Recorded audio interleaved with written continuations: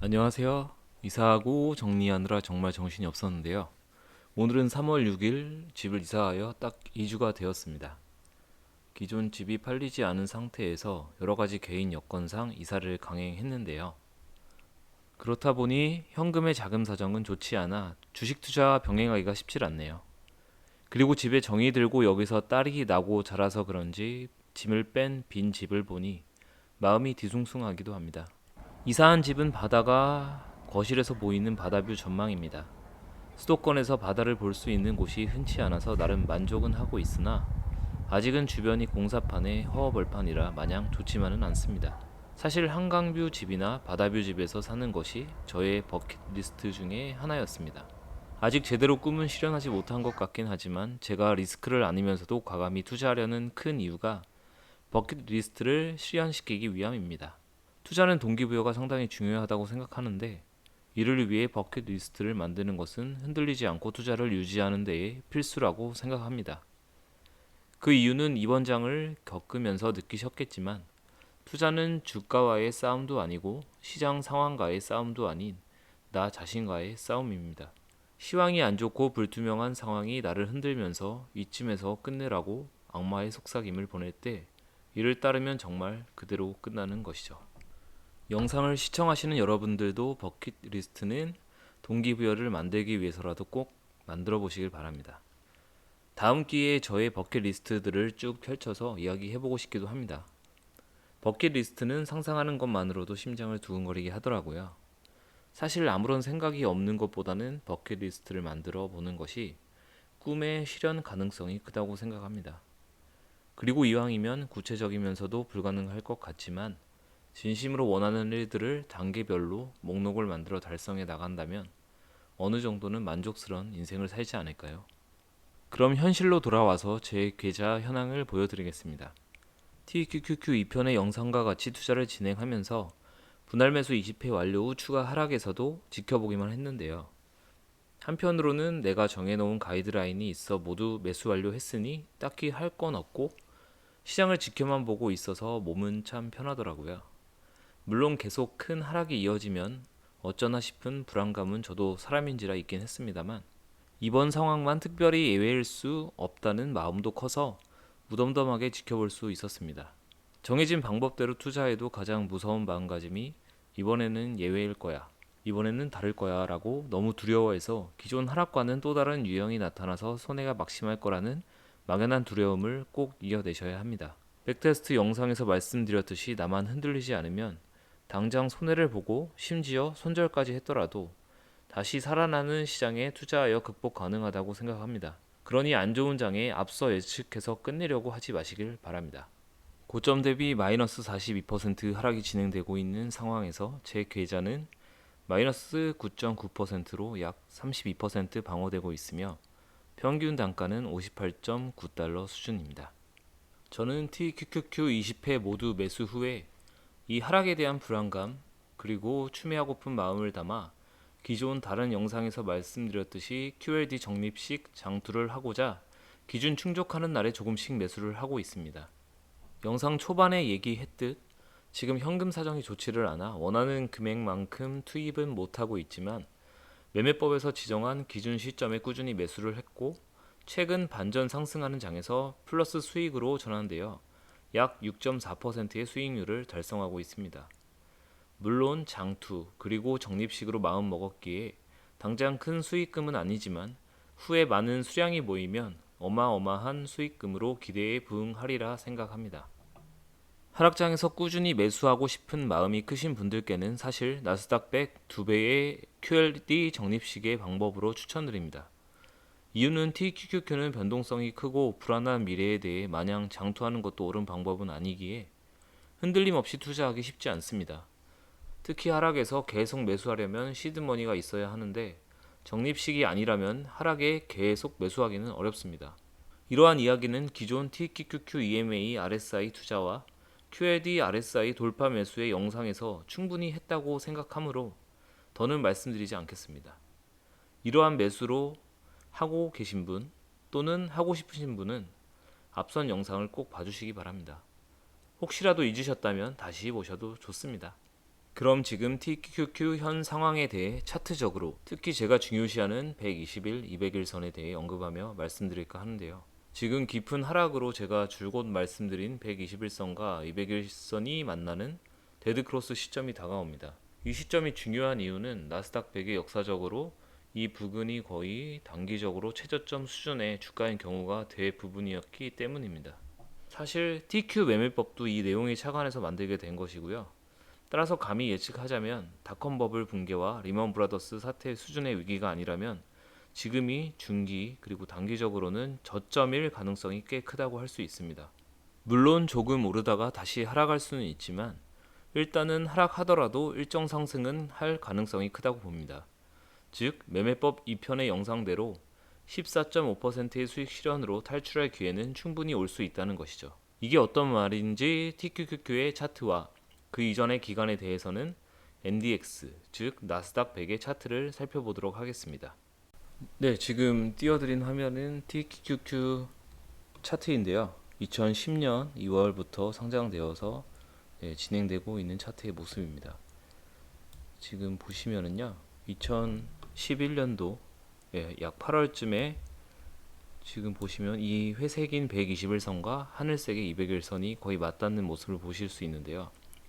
지금 이 기간에서 121선이 하락세의 선을 나타내면서 즉 음의 기울기죠.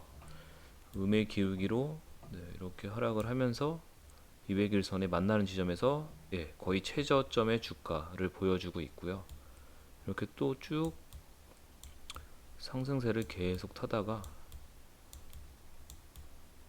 2015년입니다. 2015년에 다시 121선이 200일선과 뭐 데드크로스까지는 아니지만 거의 이제 맞닿게 되는 지점이 이렇게 급락하는 장으로 찾아왔었고요. 이때도 보시면은 최저점은 아니더라도 거의 뭐 이 기간 동안의 저점을 형성한 모습을 보실 수 있고 그리고 상승을 했지만 다시 하락. 그러니까 이러한 장의 모습도 충분히 좀 염두를 해 두셔야 할 것 같은데 지금도 하락하다가 이제 어느 정도 싸졌기 때문에 저가 매수를 하려고 하는 뭐 세력들이나 어떤 뭐 큰 손들이 지금 다시 매수를 충분히 할 수 있는 시점인데 지금 시점이 지나고 나서 다시 어느 정도 상승을 하고 다시 이렇게 하락할 수도 있다라는 것을 좀 염두에 두시고요.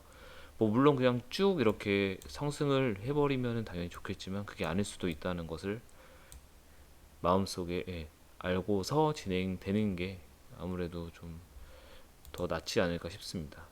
네, 여기서 결국에는 데드크로스가 발생을 했지만 이 데드크로스 발생하는 시점이 다시 저점이었다. 저점을 형성하고서 결국에는 다시 200일선을 뚫고 올라가면서 상승장으로 쭉 이어지는 모습이고요. 그리고 2018년 2018년이 지금이랑 약간 비슷한 단계적 계단식으로 하락을 하고 있는데 거의 지금 이렇게 돼 있는 지금 이런 모습과 좀 지금 현 상황이 유사한 것 같고요. 그래서 보시면은 여기서 데드크로스 되는 시점에 거의 최저점을 찍고 그리고서 다시 상승을 이렇게 다시 골든 크로스를 이루면서 상승을 했고 그리고선 이제 코로나 기간 때는 뭐 사실상 121선과 200일선의 데드 크로스는 거의 없었다고 보시면 되고 이게 뭐 TQ기 때문에 이렇게 맞닿는 모습이지 나스닥 100은 이것보다도 훨씬 121선이 위에 있었다라고 보시면 됩니다. 그리고 이렇게 또 상승을 쭉 하고서 지금이 이런 장이죠. 그래서 지금 어떻게 보면은 이 기울기를 보시면 121선이 이런 코로나 위기 때보다 훨씬 기울기가 가파르신 걸 보면은 지금이 더 어려운 장이다라고 보셔도 되고요. 데드크로스가 될지 아니면은 다시 이렇게 올라갈지는 모르겠으나 이러한 시점이 단기적으로는 최저점인 구간이 대부분이었다라고 일단 보시면 되겠습니다. 2010년 이전은 TQQ 차트를 대신해서 나스닥 100, 나스닥 100의 차트를 한번 살펴보도록 하겠습니다. 보시면 86년도부터 나온 차트인데요. 지금 보시면 여기서 121선에 201선에 대해서 데드 크로스가 이루어지고 데드 크로스 일어나는 이 지점이 지금 거의 이 기간 동안의 최저점이라고 볼 수 있는 정도 수준으로 보여지고요. 그리고 네, 지금 다시 골든 크로스가 이루어지면서 상승 기간이 나타나게 되고, 그리고 여기 지점에서 또 다시 한번 좀 모이게 되는데요. 이렇게 모이게 될 때, 네, 이때도 좀 하락을 하면서 모였는데 이때도 거의 이 기간 동안의 최저점 수준이다라고 보시면 되고, 그리고서 다시 상승을 했지만 네, 이렇게 다시 급락하는 모습, 이러한 장들을 저희도 좀 조심을 해줘야 되는데요. 그래서 결국에는 데드 크로스가 이루어졌는데, 네, 잠시만 보시면은 이 데드 크로스가 이루어지고 조금 추가적인 하락은 있었으나 여기가 어느 정도 이 기간 동안의 저점이었다라고 보시는데 크게 무리가 없다고 생각이 됩니다. 그래서 이 정도 하락은 했고 다시 상승을 하면서 네, 이때 주가를 크게 뛰어넘는 모습을 보실 수 있고요. 네, 여기서도 또 다시 맞닿는 구간, 이게 121선이 200일선과 맞닿는 구간이 상승, 어떤 뭐 골든 크로스가 되든 아니면 데드 크로스가 되든 상관없이 이 기간 동안의 저점이었다라고 보시면 되면서, 그리고 1994년도 다시 이렇게 데드 크로스가 일어난 시점이 최저점 또 수준이고요. 그래서 다시 큰 상승이 이렇게 장이 펼쳐지게 됐었고, 네, 그런 이후로 뭐 크게 94년 이후로 지금 맞닿는다라고 볼 만한 시기가 아직 찾아오지 않고 있고요. 네, 드디어 이때 2000년 닷컴 버블 붕괴 시점, 여기서도 보시면 이제 데드 크로스가 이뤄지고 나서 뭐 다른 기간에는 대부분 이제 이때가 최저점 수준을 보여주다가 상승을 했지만 이 닷컴 버블 붕괴되는 이 2000년도 초기 시점에서는 그 이후로 추가 하락이 계속 일어나면서 이렇게 무서운 장이 결국엔 펼쳐졌던 그런 사건이었죠. 그러다가 결국에는 2000년에서 거의 3년이 훌쩍 지난 이 다음에서야 골든 크로스가 이루어지면서 상승장이 펼쳐졌고요. 그리고 이때도 다시 맞닿게 되는 또 기간이 생기는데 이때도 보시면 최저점의 주가로 보시면 되고, 그쵸? 그래서 또 보시면은 이제 2006년도에도 다시 상승하다가 데드 크로스 되는 이 시점, 여기서 또 최저점 수준, 그리고 또 상승을 하고, 그리고선 이제 2008년도인데요. 2008년도에 데드 크로스가 이뤄지고서 또 이때도 상승을 해서 충분히 14.5%의 목표 수익률이었으면 탈출할 수 있었다라고 말씀드렸던 근거가 여기에 있었던 거라고 보시면 되고요. 그렇지만 여기서 지금 애매하게 맞물리고 결국엔 리먼 사태, 그 리먼 브라더스 위기 때도 다시 상승 반전으로 하진 못하고 급락을 맞았다.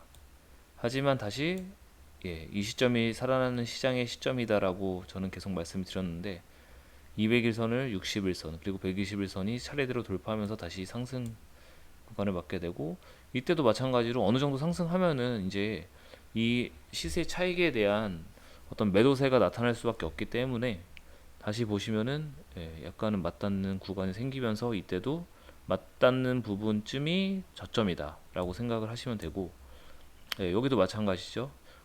뭐 데드 크로스가 이루어지진 않았지만 저점, 그리고 또 다시 상승을 하고, 뭐 결국에는 뒤에는 이제 TQQ랑 동일한 차트라고 보시면 됩니다.